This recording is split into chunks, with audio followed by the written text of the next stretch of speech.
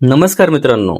राज्यातील हजारो मतदार नोंदणी अधिकारी आणि सहाय्यक मतदार नोंदणी अधिकाऱ्यांसाठी एक मोठी आनंदाची बातमी आहे. आता त्यांना वार्षिक मानधनामध्ये मोठी वाढ मिळणार आहे. शासनाचा त्यासंबंधी नवीन निर्णय हा जाहीर सुद्धा झालेला आहे. याचा फायदा कोणाला होणार त्यासाठी व्हिडिओ हा शेवटपर्यंत नक्की पहा.